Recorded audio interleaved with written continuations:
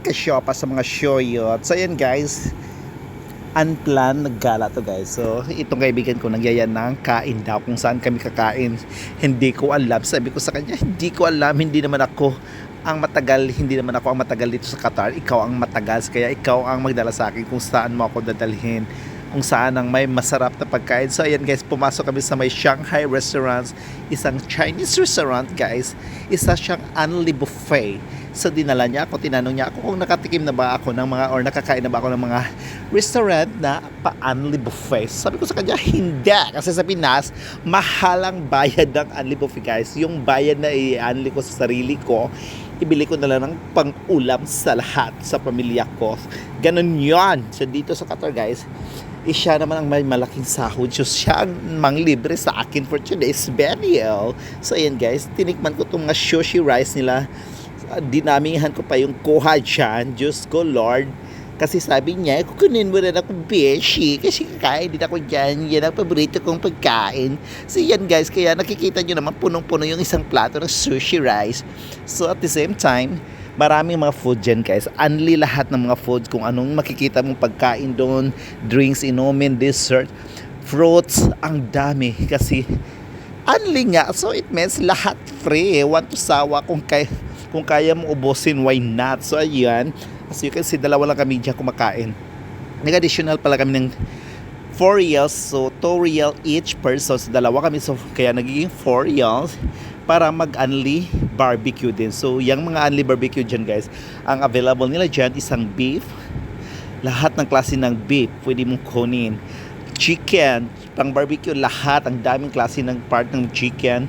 At kumuha din kami ng seafood, which is yung shrimp at saka yung presko na squid. Fresh na squid guys, super sarap.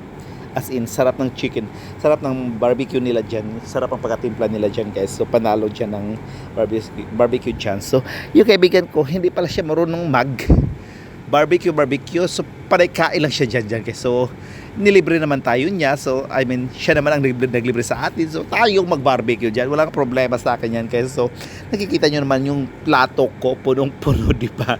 Nakakaloka. Ngayon ko pa napansin na puno pala yung plato ko. Nakakahiya. Anyway, walang paki yung mga kapitbahay, yung mga katabi mong kain dyan guys. Kasi nga, mga Chinese naman yung mga kasabay mo dyan, mga Arabo or mga Qatari. So wala kaming paki kasi hindi nila alam yung pagkain na yan. So anyway guys, so far so good.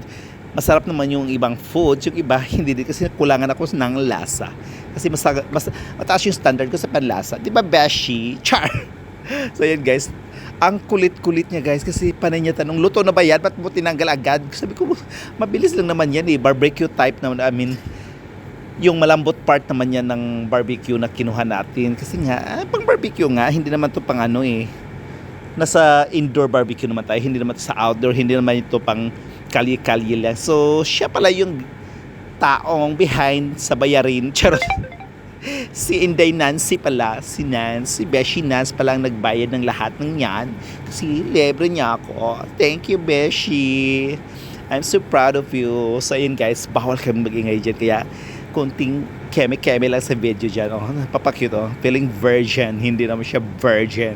Kahit ilang taon na siya sa Qatar, hindi na siya virgin. Nakakatikim na siya ng mga charot. Lang.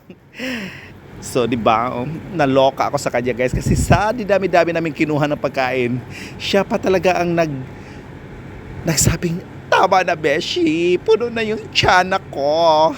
Yung tiyan ko, rason ko puno-puno. Naku, paano na to? Nakakaloka. So, tayong mga Pilipino, especially tayong mga Bisaya, Diyos ko, mahiyain kami pagdating sa ganyan guys. So ako ang umubos pa rin ng lahat kasi nahiya ako. So anyway, I'm so very full guys. I'm so thankful na nakilala ko si Nance.